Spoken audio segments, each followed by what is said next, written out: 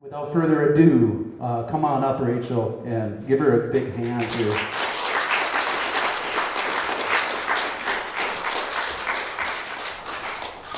Thank you very much. What an intro. Let's have a round of applause for that intro. You want that table for the water or anything? Sure, a water would might be nice. I'll get you set up. Do you have a non-bubbly version? You bet. Great, probably for the best for the singing. Thanks. Hello, everyone. What a lovely space you have. Congrats on the new one. Glad to be here. Glad to be here. I've been in both places now. I've really grown with you. It is true. I just drove like 25 hours in a row to get here, which was quite a lot.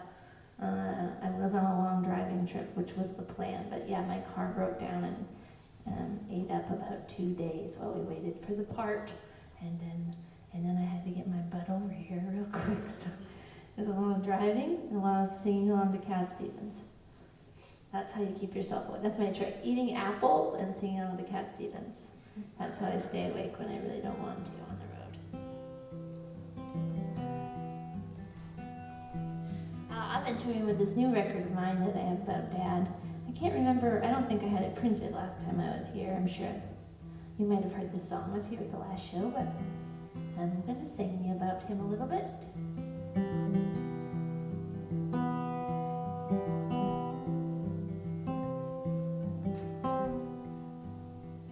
My dad worked hard from the time he was young to win the respect of his father and the love of his mom, and nobody had high hopes for the scrappy farm kid.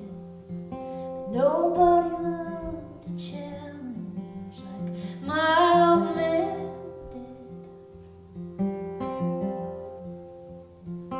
With his hands in his sweat, with a hammer and a cigarette, long hours in the hot sun, he built a foundation, late for dinner every night, sunburned and an appetite.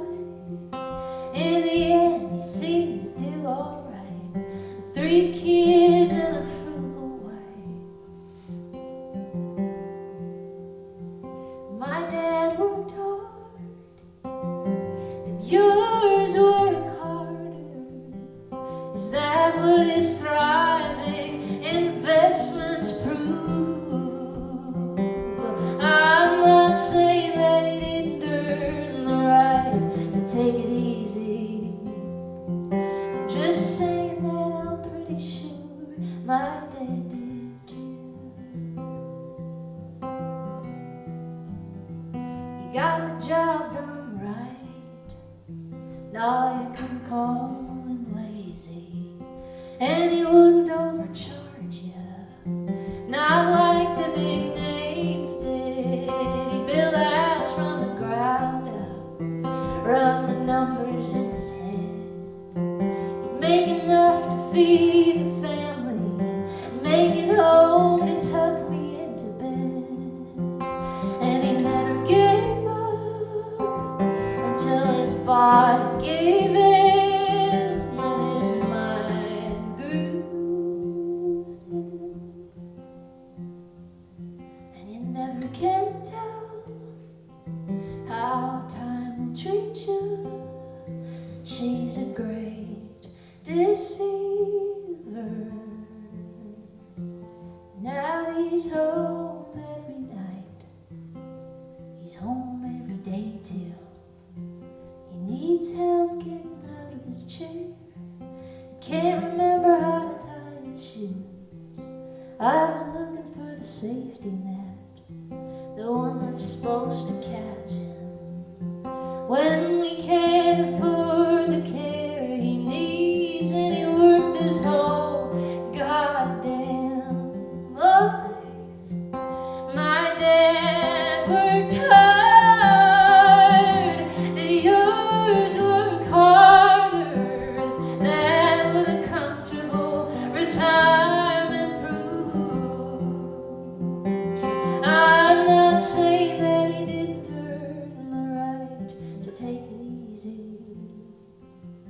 just saying that I'm pretty sure my dad did too.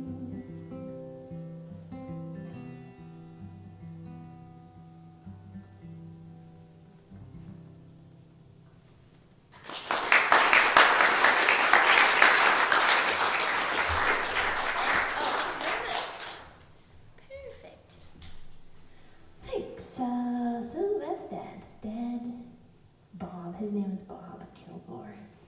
I like bringing him around with me wherever I go. We've just kind of been on a trip the last few years. So it goes when you lose a parent. My dad, on top of being a hard worker, was also a Canadian. And I do love that about him. Mom and Dad were from different parts of the world. Not that different, I guess. Could be much further apart. But Mom from northern Minnesota, Duluth, and Dad from southern Ontario. And sometimes I sing that song and I think about, we worked it out and all at the end of Dad's life. Just was a little stressful financially, like it can be. And sometimes I think, oh man, what a great misfortune that my father fell in love with my American mother and lost his health insurance.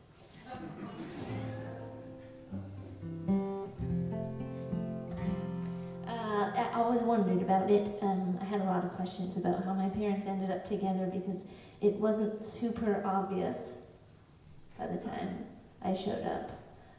And I figured there must be some beautiful love story at the beginning of it that I missed out on. And I did a lot of research all of my life long, basically, asking them questions about what it was like at the beginning and pieced it together. My parents were very quite good at tolerating one another, is what I like to think, and I guess sometimes that's the key to a long-lasting marriage. It's the best we can hope for. Alas, it is love, and it's how I learned about it. On a piece of drafting paper, 18 by 24, just before the metric system moved its way across the north, a young man wrote a letter, wrote the longest letter ever to his girl back in the States, and that's how I was made. She was bright and level-headed and quick to rail against the rules, and he was kind and playful, determined and true. So they built a life together, 6 nights and then forever, in a church back in the States, and that's how I was made. This is love.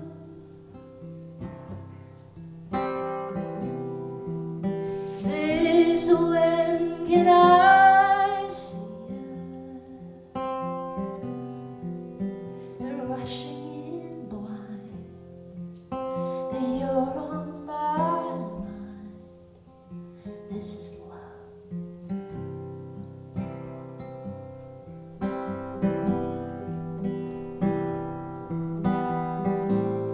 I look at clock around a decade or two, and what do you have left but a sense of obligation and the memories of romance and the children outside playing, the mortgage that needs paying? Was it all a mistake?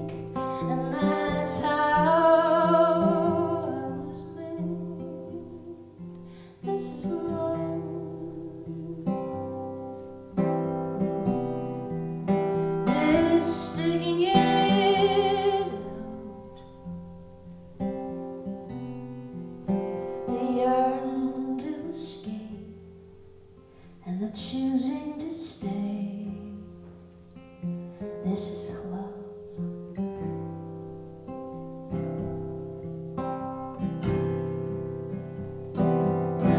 She'll ask if it ain't, and she'll make a complaint, and he'll remember Valentine roses. Time takes two lovers and turns them to family, familiar, but no less devoted, to bed and never break. Yes, that's how I was made. This is love.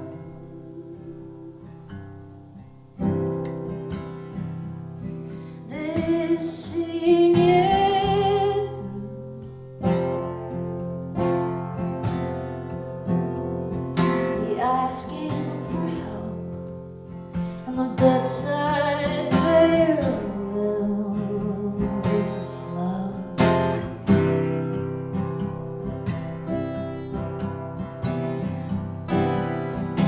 This is love. This house is too quiet, and all the reminders of two lives intertwined. This is love.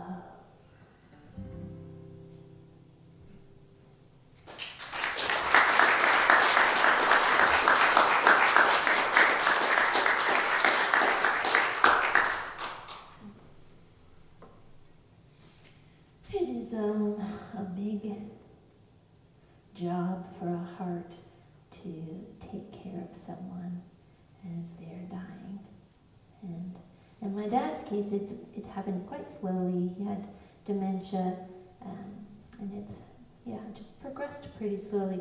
I don't know, I feel like any room that I play in, there are usually people in that room who've been close to someone who had dementia, and so perhaps you can relate. But I remember the early stages that there's like thinking about my parents' marriage and the end of my dad's life, and how these two different phases of their love kind of collided. How they had just become accustomed to being a little resentful, like you are, a little like, well, there you are again, roommate, leaving your things all over the table. And then how dad's really early stages of dementia just looked like, oh, I don't know, I guess he's just kind of a jerk now. Do you have people in your life who are suddenly a jerk? You should bring them to the doctor. The doctor will likely just say, yep, you're right, they're definitely a jerk now. So we'll keep an eye on that. That's usually the first appointment. It looks like that. Yeah, something is a little off. Well, we'll keep an eye on that. And we kept an eye on it, and it got worse. And that decision to stick by one another and take care of someone as they're kind of losing their marbles, and who else is going to take care of them? It was a really beautiful gift that my mom gave, and it was hard for her. And I remember after Dad died, the initial response was just like a great sense of relief, which was the worst. It was like not what I needed. As my dad's kid, I was like, oh, go talk to your friends about how relieved you are, God. Like, he's my dad. I'm sad about it. But I think she just is it was a lot. It was a lot to carry, and she deserved to feel relieved. And once she had a little time with that, I noticed these little ways that she was grieving him, and she started bringing him into conversation in the nicest little ways, and I am so grateful that he's returned to the family conversation in kinder ways than he ever did when he was alive. Sometimes they say, it's just the most extreme case of absence makes the heart grow fonder. Mom and Dad's marriage is really thriving now that but he's dead. So, just wait, guys. You know, you can always make it through. Well, I'm gonna keep this up here. Well, yeah, I was on a little bit of a ride right now. It's true. I decided to drive. I could have flown, but my dates were kind of stretched out, so I made a road trip of it. I got myself a national parks pass, and I drove out west. And I got to go to Canada first and play the Vancouver Island Folk Festival. It's been very fun to embrace my dual citizenship. And I've been playing a lot of shows and festivals and things up across the border. And then came back down Seattle through Washington and Oregon and California and played some dates, which was a very fun trip to have in the summertime.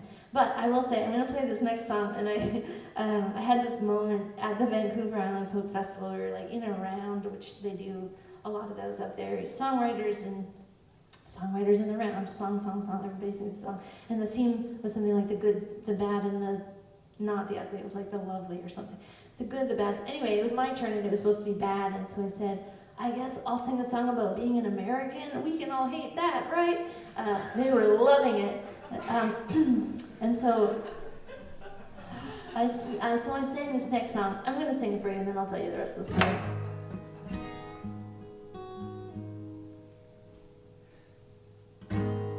One by one we fall in line to reach for the precious prize, to the promised land, and singing yes we can.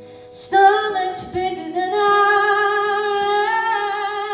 eyes, and it's yelled out loud, it's murmured low. There's a chance for you and me to have all we dreamed and even more, it seems. So that's the curse of liberty.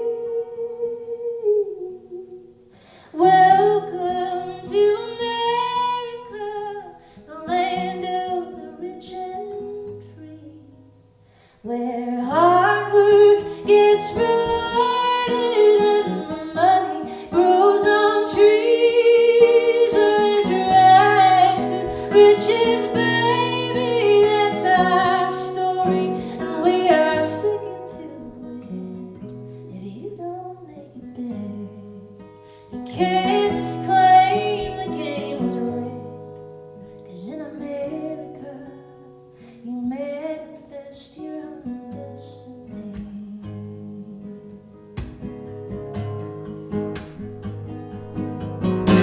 So stack the deck and deal a hand, and if your daddy's rich, every card you hold will be turned to gold for a white man and his tricks. And you'll stop to think as you comb your hair and straighten out your tie, how the bottom few could be privileged to think.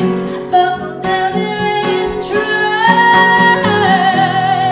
Welcome to America, the land of the rich and free, where hard work gets rewarded and the money grows on trees, where it rights to riches, baby, that's our story, and we are sticking to it.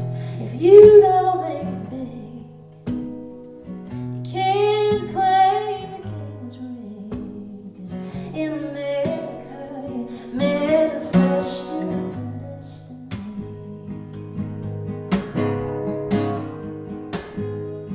Tunnel vision makes you stronger. Narcissism is the way to get ahead. Don't you ever stop to wonder about the ones you had to pay to make your bed. 99 we fall behind. One fool takes the prize, but he won't stay down forever.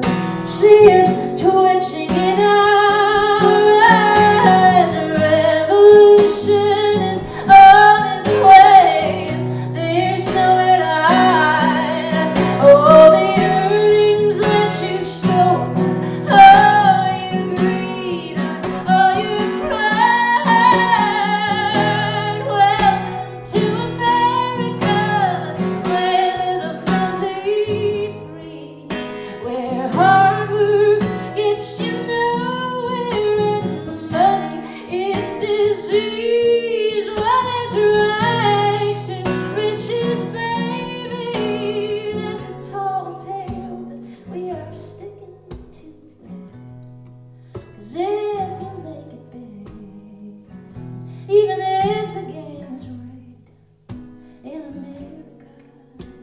You manifest your own destiny. In America, they say the rest is history.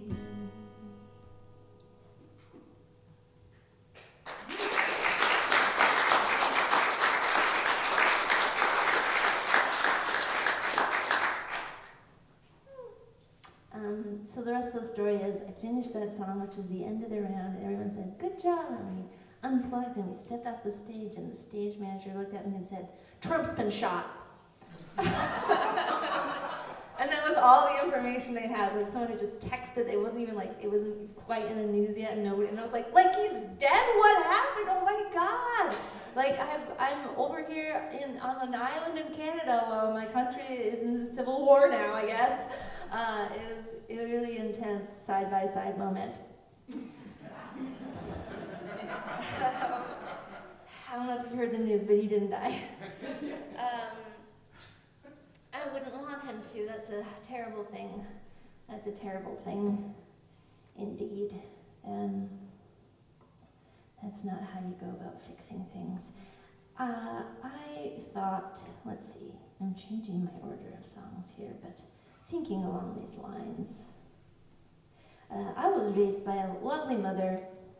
I wonder sometimes if she's jealous that I write about Dad all the time these days, and I promised her that as soon as she's dead, she'll get an album of her very own, okay? And in the meantime, she has to be satisfied with the fact that she influences all of my thoughts and feelings continuously to this day. And all of my songs can be traced back to Mom. I'm just thinking I'm gonna play an old song. I don't ever play this song, but it's apparently my #1 hit on Spotify, which is very strange to me because it retired it a long while ago. Gonna bring it back for now. Just a good example of my good mom and how hard she worked to raise good kids. And part of raising kids that are good is to teach them to see the best in others, and to kind of chronically engage their empathy, which she really did a great job. It did leave me totally handicapped in lots of other ways, but you have to have something to work on in your 40s, and so thanks, Mom.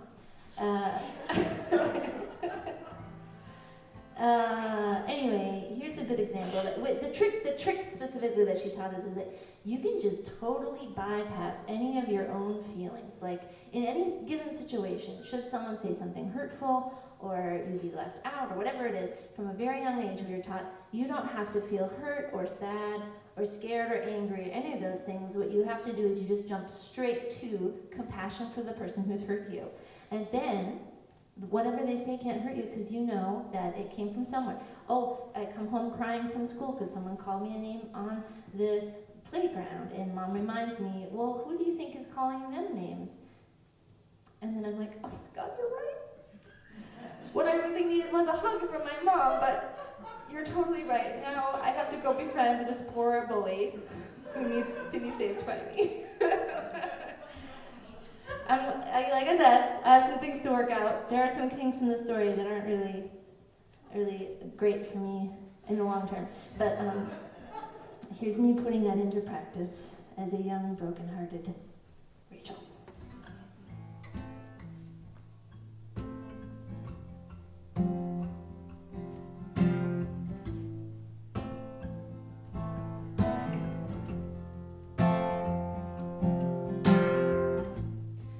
Erase the past and start anew.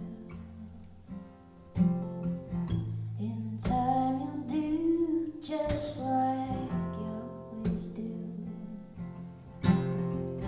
Keep walking down the same old path, expecting a different view, but honey, no one's as predictable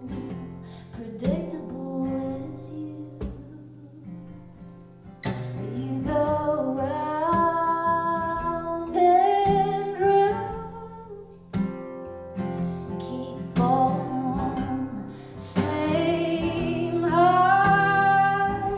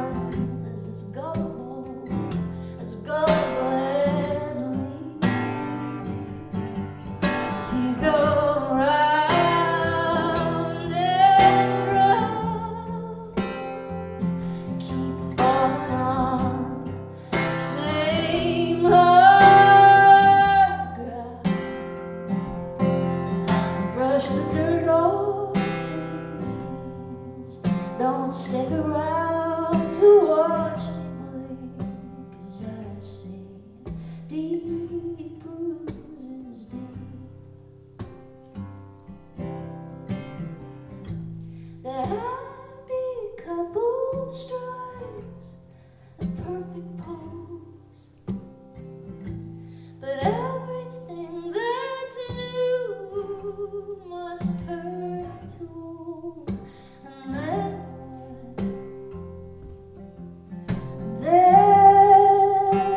what?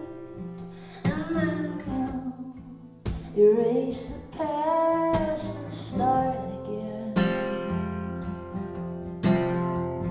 Keep fighting loneliness with man after woman after man. And say forever like it means something, like you've never said it before.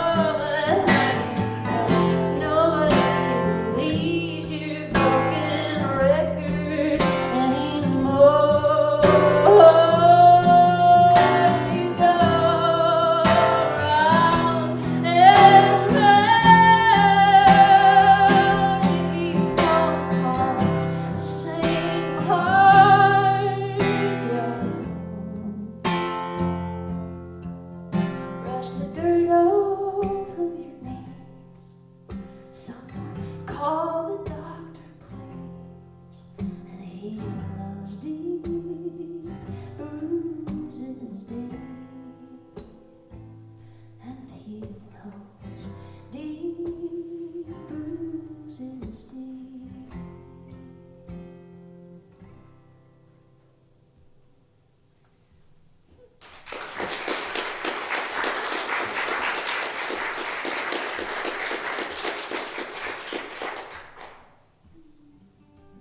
There's nothing like romantic rejection to make you doubt yourself.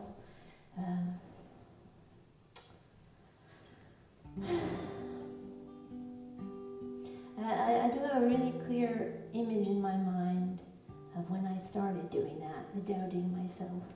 And it did feel like it kind of happened overnight. And I have a memory of being a very light-hearted kid. I would put on a real good show. What can I say? I was a dancing, singing baby of the family, kept everyone pretty happy, and I was shy out in the world, but when I was comfortable, I was a pretty confident little person, and I liked to dress myself and wear what was comfortable and what my favorite colors were, even if everyone else thought it was dumb. And I liked to draw pictures, and I thought one day I might be a famous book illustrator. And I thought maybe also I would probably be a ballerina. I was thinking neurosurgery as well. Anyway, there a long list of potential things, because you could basically do anything. That's the great thing. When you're a kid, when you're young enough, you figure, well, I've never done any of it. I don't know how to do it now, but I probably will tomorrow, and that means I could be the president someday. Opportunities are wide open, and then one day you wake up and you're, 12, 13 or so, you wake up and you look in the mirror and it feels like your field of vision has gotten much more narrow, and the possibilities are not so endless. And you're a little disappointed with who's looking back at you. I don't know if I feel like that's a universal feeling. But I do remember that, deeply, just like I woke up one day and I looked in the mirror and I thought, oh my God, I could never go in public like this, in this suit of flesh. How horrible. Everyone's going to be looking at me, and they're going to notice all these stupid things about me that I don't like about myself. It's very hard to be that person, and it's hard to watch it happen to the little people that we love in our lives. And when my dad died, I remember having a similar feeling, and I remember looking in the mirror and thinking, yep, here, all those flaws are still there, but I noticed that I actually look an awful lot like my dad, which was a surprise. I had been told that I looked like my mom most of my life, and I looked in the mirror and I thought, oh yeah, tired, especially all the things that I had spent time thinking were wrong about me. I was like, oh, they look like Dad, and now Dad's not here, and I really miss him. And it's so silly that I've worried all of my life about the shape of me. Of course, I look like my dad, who I love. And then what I like to do is I imagine, we had this lovely time with Dad at the end, saying goodbye. It was hard, but good. And, walking him towards death and taking turns holding his hand. And how insane would it be if in these moments that we have with our loved ones at the end, I just imagined us sitting there and saying out loud, telling stories about the things he did well and forgiving him and laughing and crying about what a good guy he was. And then I just imagined myself looking up to my sister and being like, but what would have made him better? I always felt like his arms were a little too long for how tall he was. And it's too bad. That was a real shame.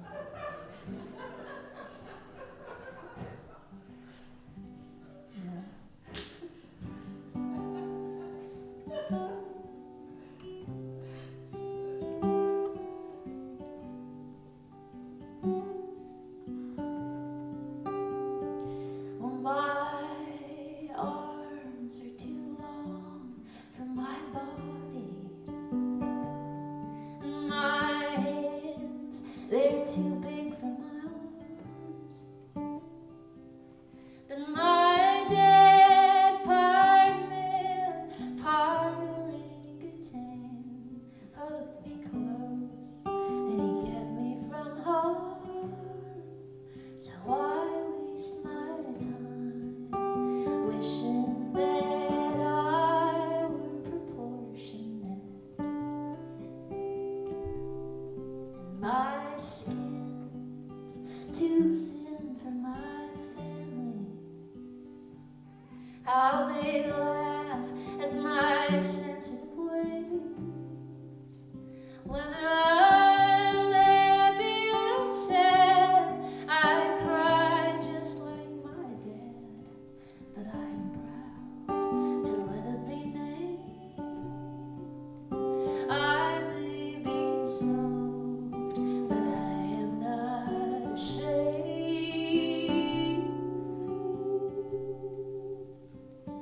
And isn't it brave to take what you've been given, the parts you kept hidden, the traits you denied, to find a strength in what looked like a weakness? Take your old family secrets and wear them with pride.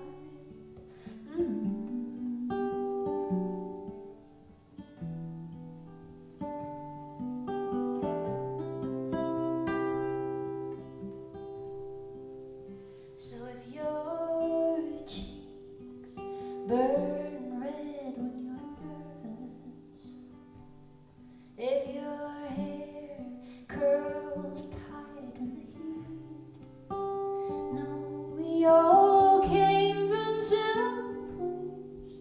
You've got your great-grandmother's face and walk the earth with your ancestors'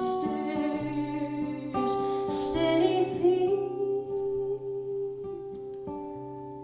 And isn't it brave to take what you've been given, the parts you kept hidden, the traits you denied, to find the strength in what looked like a weakness?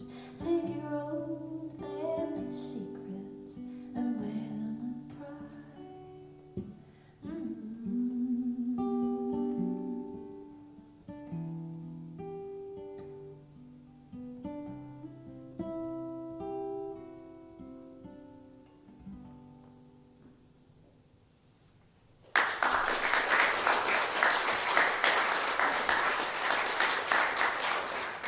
Thanks. Honestly, the long arms give me a lot of leverage. Works out okay. And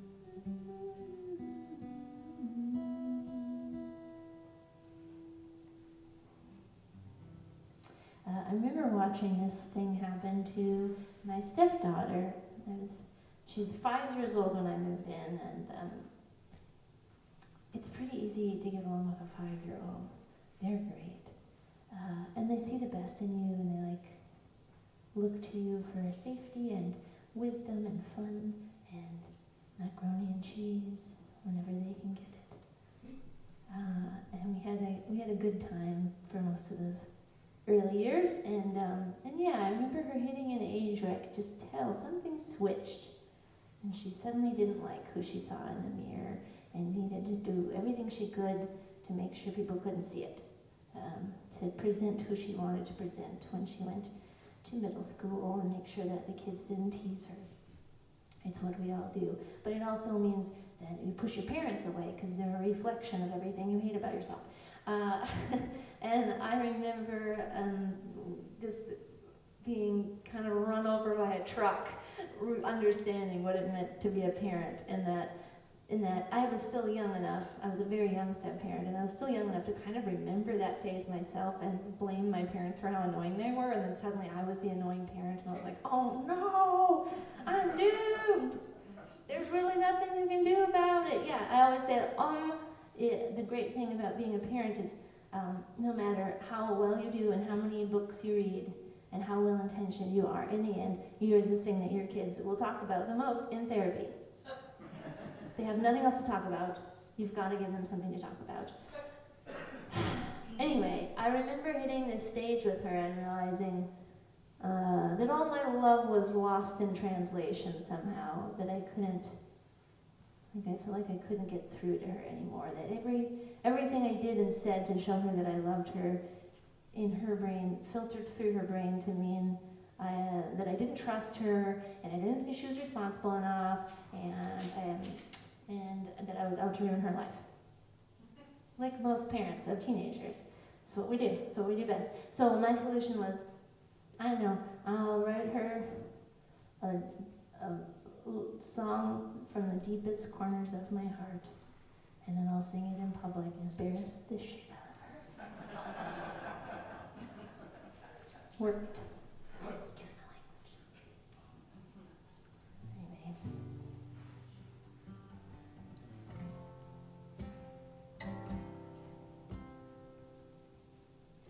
I can't keep you from the world is closing in, and I can't teach you to become the things I wish I could have been. Can't make the time go faster, and I can't slow it down at all. I can't make you learn your lesson each time you trip and fall. That I will be right behind, cheering you on all the time, all the time.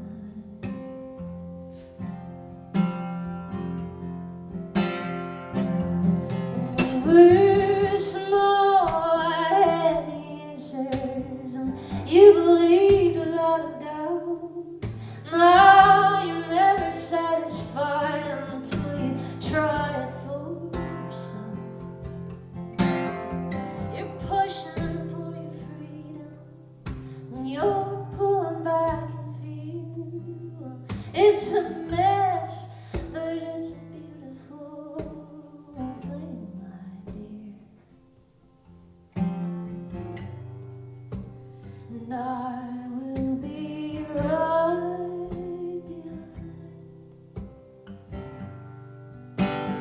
cheering you on all the time, 'cause I know you can take it. I believe you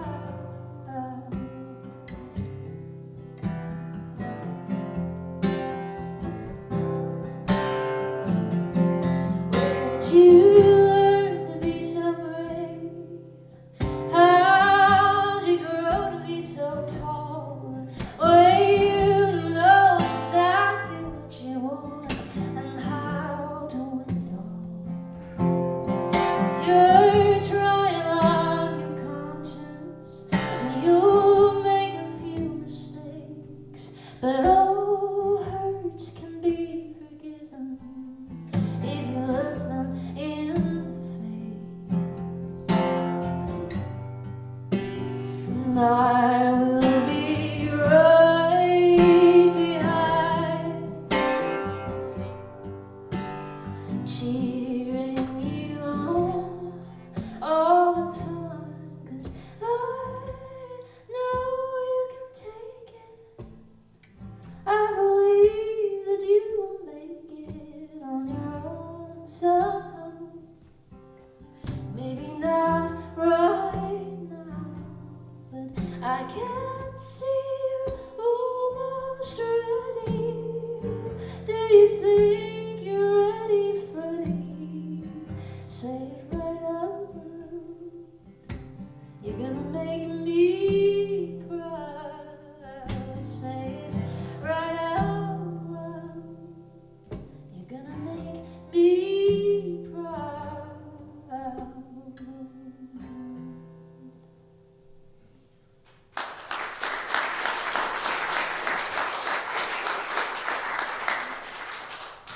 Thanks. And I'm just gonna sing a not written by me song, but it has been on my mind lately, and especially singing about children. How odd it is that so many of us, I think probably most, if not all of us, have at least one kid we are fond of or wish well for. Across, I mean, that's a global, that's across humanity, I would say. And yet, all these years later, we're still killing one another. And there are still families and parents putting kids to bed in places that aren't safe and making promises they can't keep. And I often feel deeply responsible living in this place that has so much power. Last night I had the strangest dream I've ever had before. I dreamed the world had all agreed to put an end to war. I dreamed I saw a mighty realm filled with women and men. And the paper they were shining said they'd never fight again. And when the paper was all signed and a million copies made, they all took hands and bowed their heads, and grateful prayers were prayed. And the people in the streets below were dancing round and round, while swords and guns and uniforms were scattered on the ground. Last night I had the strangest dream I've ever had before. I dreamed the world had all agreed to put an end to war.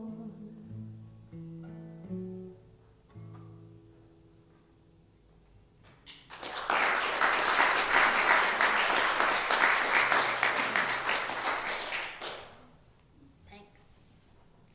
Thank you all so much for coming here tonight. That doesn't mean I'm done. I'm just pausing to thank you.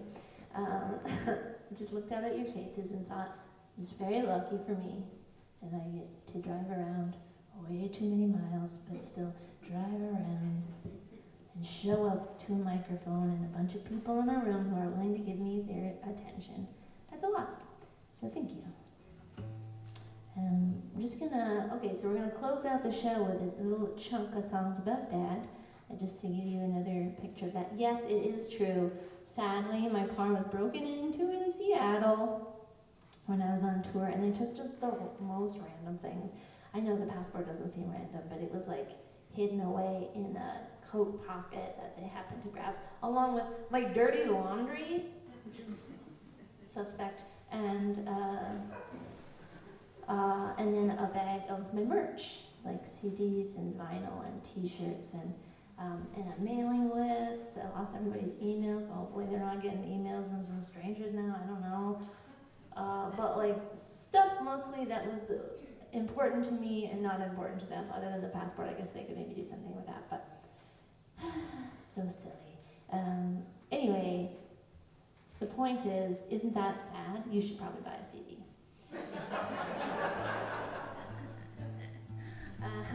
There's a chip jar out there. Yeah, there's a tip jar too if you're feeling extra sad for me. You don't have to feel sad for me. But I am excited to get the CD into people's hands. As I'm singing them for you, I hope you try your best to just imagine the recorded version. So next up, I'm gonna sing about Dad as a kid, and it was really important to Dad as a Canadian that we knew where we were from and knew about his family history. So I actually went back to Canada and recorded the record in Toronto, and so it's like this, but then with this like kind of fantastic soundscape all about me. So just picture that. Now we're traveling back in time. Dad was born in 1946. And teeny tiny farm town in southern Ontario where they grow a lot of tobacco, and Dad really likes to get into trouble.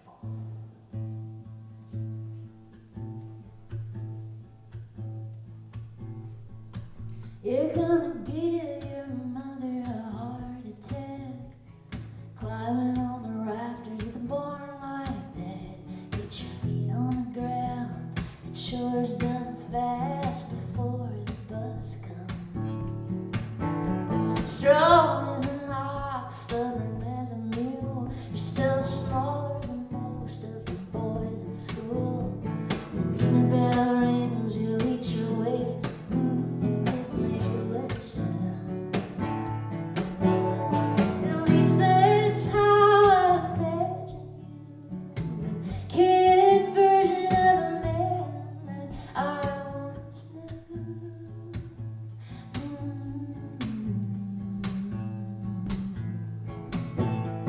Racing your bike down the tree-lined street, watching your bell for every tractor you beat, your dog at your side in the dirt in the heat of the afternoon sun.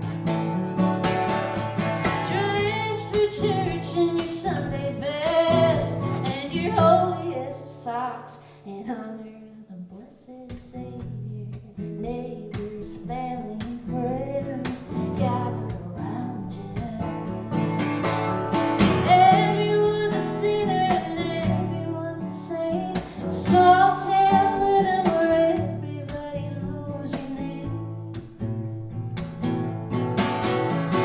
Day goes by with his eyes blue, the kid version of a man that I once knew.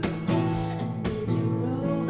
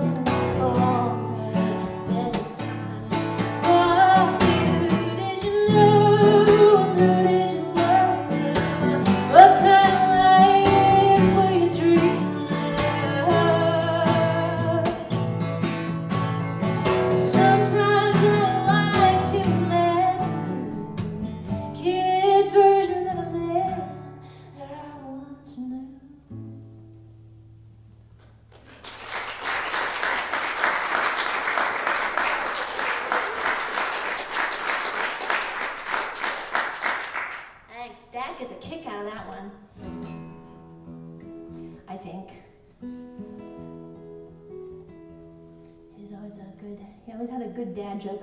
Dad jokes are especially hard to watch through dementia. Oof.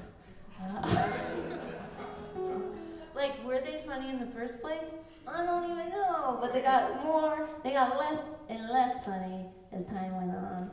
Remember, everything was like a riddle, but it started just to make no sense at all. But oftentimes, I don't even have a good one to tell you, but I just have this strong memory of being like, trying to socialize still, and like saying a thing that he think was funny, and then I'd have to like walk them through his train of thought, which made no sense, and you see why we should all be laughing now. What a good one, Dad. Anyway, I sing that song, and I think he always said that. We would go to church, and he'd say, "You got your holy socks on?" Yes, Dad. That's so funny. Every single Sunday. I love that. I love that, Dad. Thanks.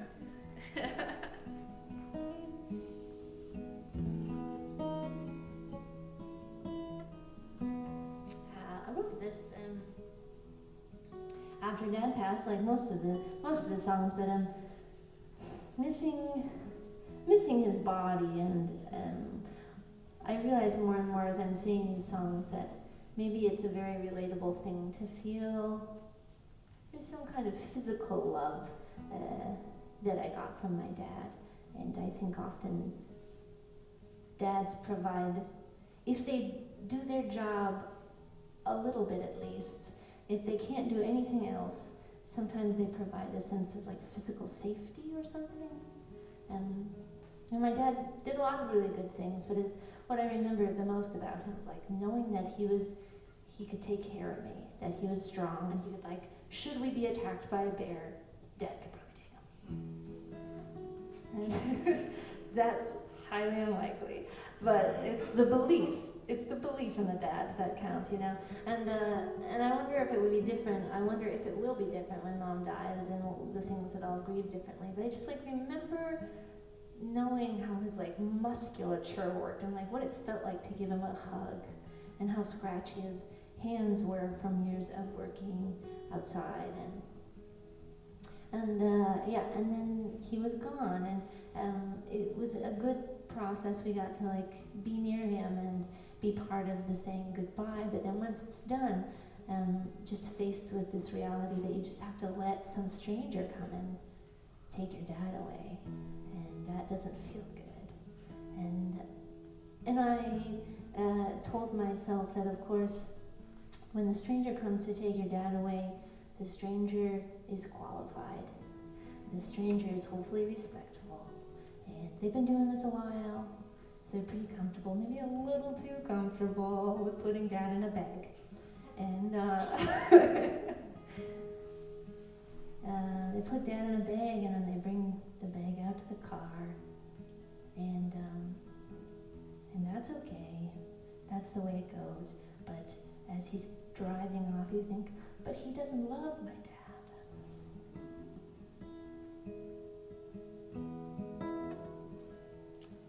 Specifically, he doesn't love my dad, and he doesn't know that Dad's pretty scared.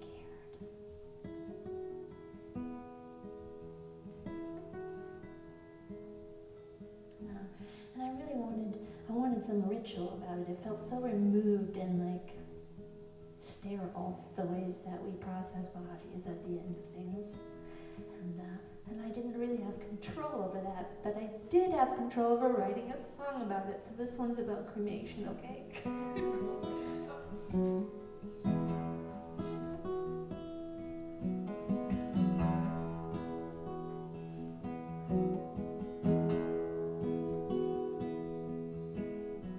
Tendon muscle bone, when I'm alone, sometimes I'll add up all the parts that made you whole, the flesh and cartilage, and all I know is if we go to worms or go to flames, it's all the same.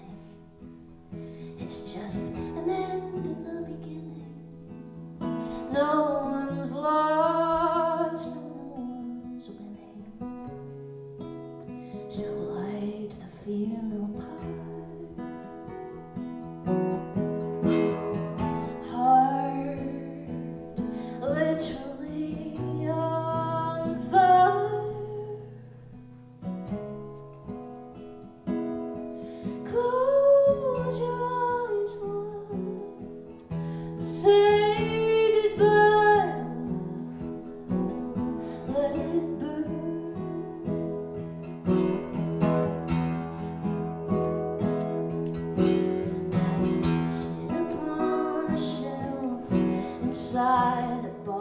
cracks inside a house that he once built with wood and plaster, framing nails and window glass. And I'm sure Mom will dust you off from time to time and try her best not to think too hard about the ending and the heat of the funeral pyre. Your heart literally on fire.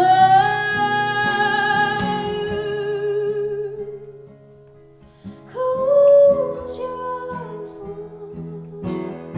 Say goodbye, love.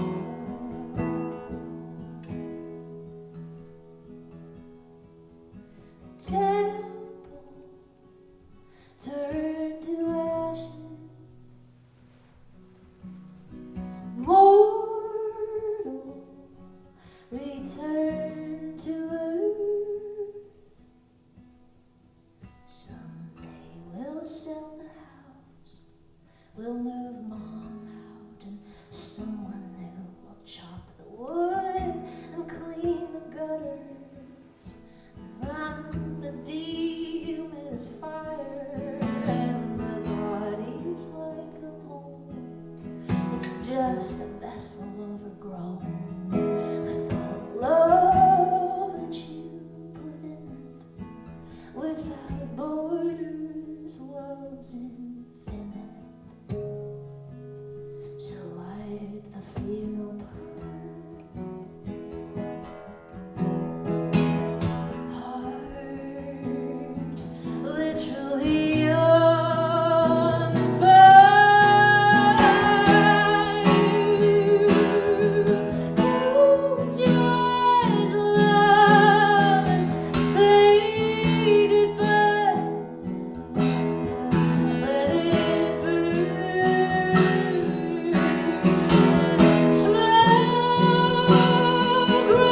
rise like memories and linger with me, but let it burn.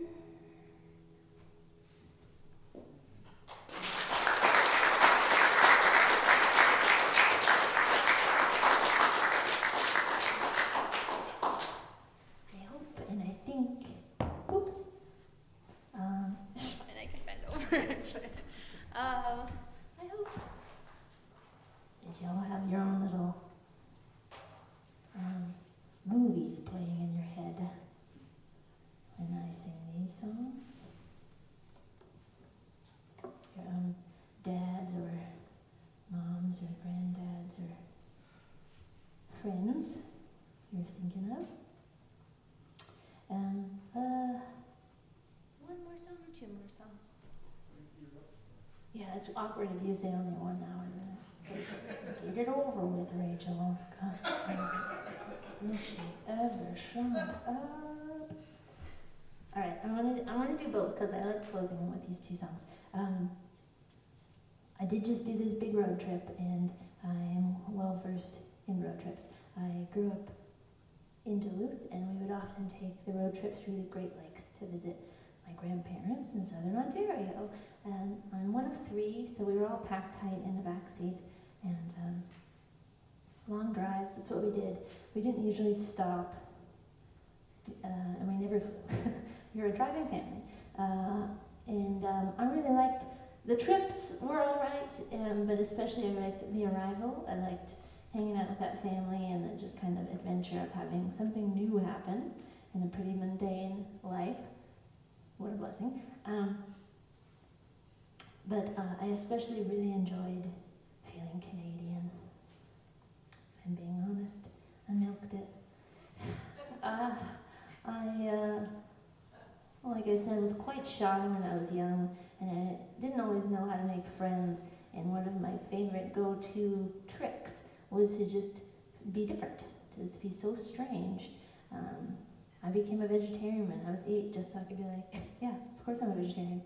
Why are you eating those? Don't you know that Oreos are made of horse hooves? it really endeared me to my classmates. And this is one of those things. So we'd go visit my dad's family, and I'd come back just more Canadian than ever, and I would go out of my way to make sure my classmates knew that I was a little exotic, and I might not fully understand what it was like to be me. And I specifically have a memory of for weeks after my return would misspell everything in my schoolwork the Canadian way, with an O-U-R wherever I could put it. And sometimes the teacher would come up and say, "Rachel, what's going on here? You know how to spell color?" And I'd say, "Sorry."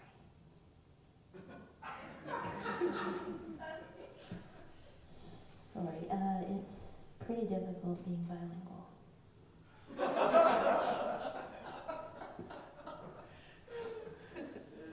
It's pretty hard on me, so it's really just hard to keep it all straight. I'm doing the best I can. Anyway, it's cute. What a dream to bring these Canadian songs back and record them in Canada and play them in Canada sometimes. It's been real sweet. Anyway, here's a song about that.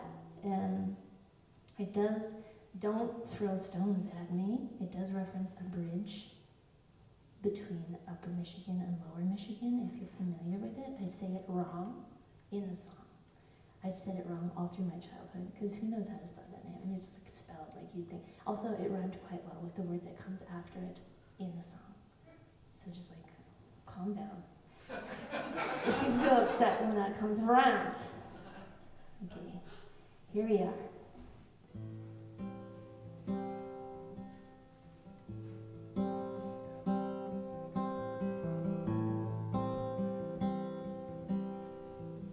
Riding in the backseat makes me car sick. Make sure that your sister's got a bucket. It'll be a long drive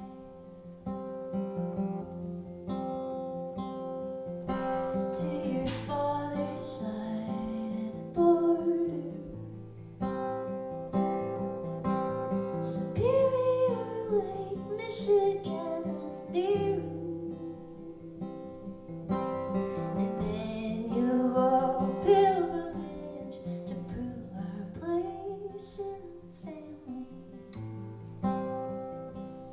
Stop at the Big Boy in Marquette. Can I get a root beer? Are we there yet? Send a postcard from Christmas. Hit the truck stop in St. Ignace before we cross the Mackinac and on through to the green tobacco fields of southern Ontario. Do you still love my father, Ontario? Could you love a trader's daughter?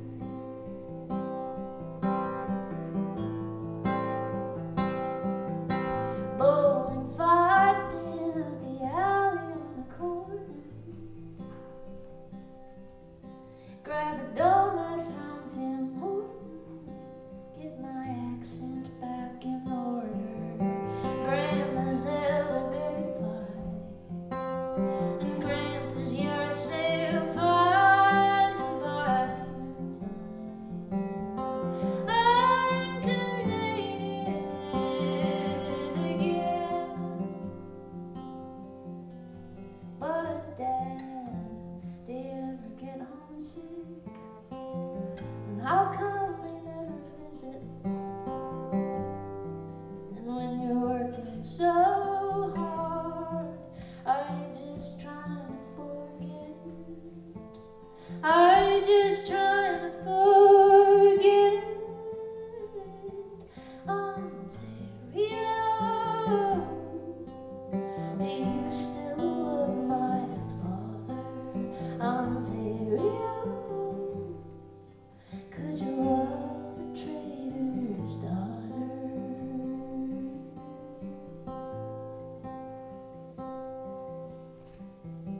Driving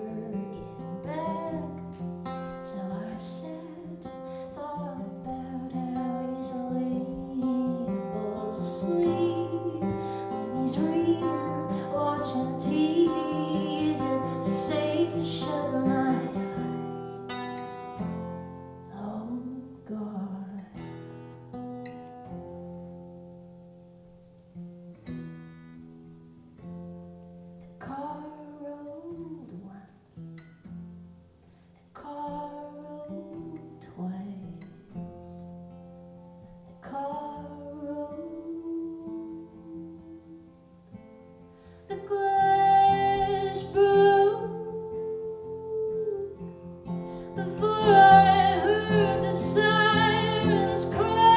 I was sure that I had died.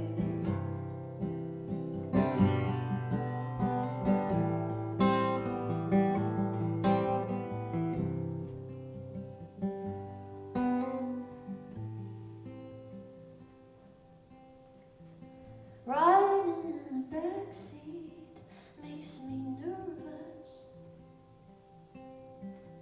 Whoa, don't bring it up, it isn't worth it. You gotta bury it deep, bury it deep, bury it deep, bury it deep, bury it deep, bury it deep, bury it deep, like your dad does. Bury it deep, bury it deep, bury it deep, bury it deep, bury it deep, like your dad does.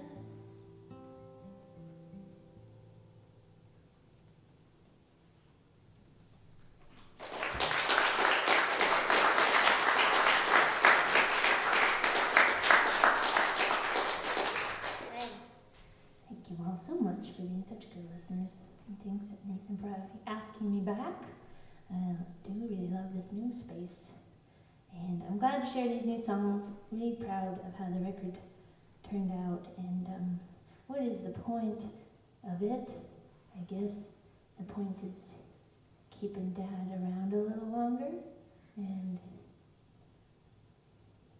trying to examine what it is I inherited from him and what I want to keep and what I'd like to let go. And there's this other storyline about the fact that my dad was a flawed guy, because we all are. And looking back, I realized he spent a lot of time hiding his flaws and feeling pretty ashamed of them and struggling to apologize and struggling to ask for help. And when I wrote these songs, I knew that I wanted to be very honest, because I don't think there's a way to love a person well if you're not doing it honestly. And I like to sing these songs that tell hard truths about things that happen in Dad's life, but also hold him up. Because I loved him very much, despite it all. We are all quite lovable, even in our worst moments. So I only do this last little prayer that I be better at loving myself. And thank you very much for being here. And if you'd like to chat or tell me all about your dad after the show, I would love to hear it.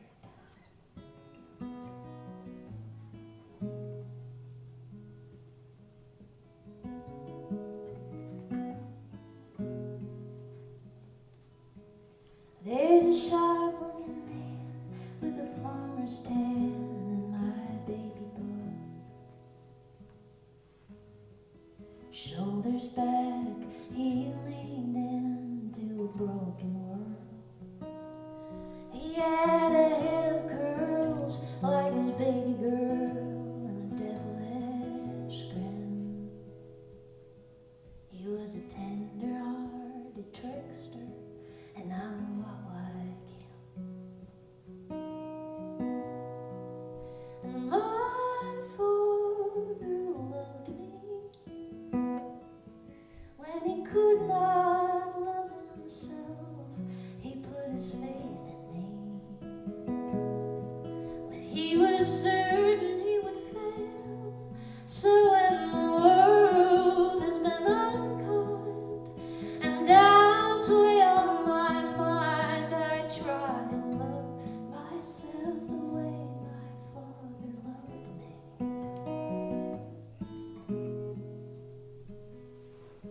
You won't say it out loud, you're far too proud, but it's plain to see how his demons follow you just like they follow me. Between the three of us, there's a lot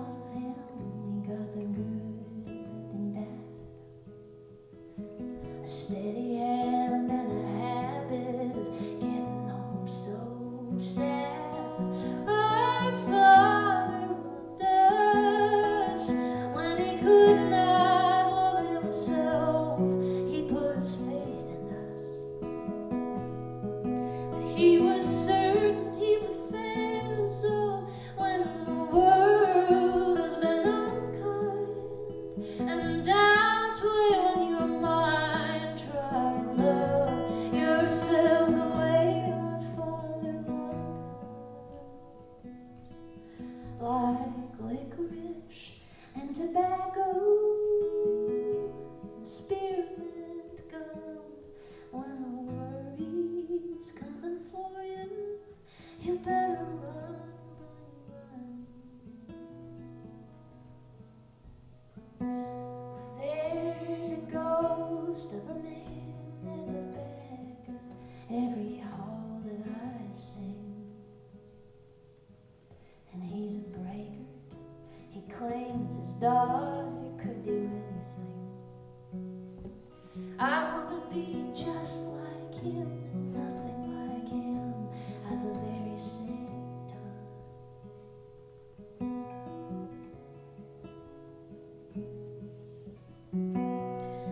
And my father loved me when he could not love himself. How he believed in me.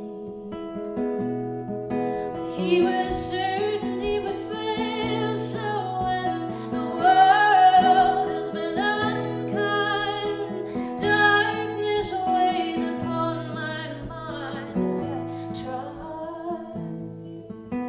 I try and love myself the way my father loved me.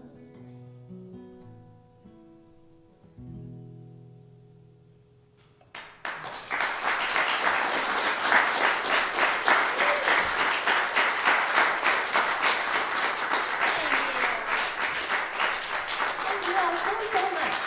Have a delightful afternoon. Thanks for spending your Sunday with us. Oh, there we go. Am I off? Was that? Great. For your thanks. guitar, yeah. Yes, thank you. Okay, go forth and be merry. Be fruitful and multiply. Do whatever you want, but I'll be back there. Thanks a lot, Rachel. It was great to have you. Thanks everybody for coming out. Have a great Sunday.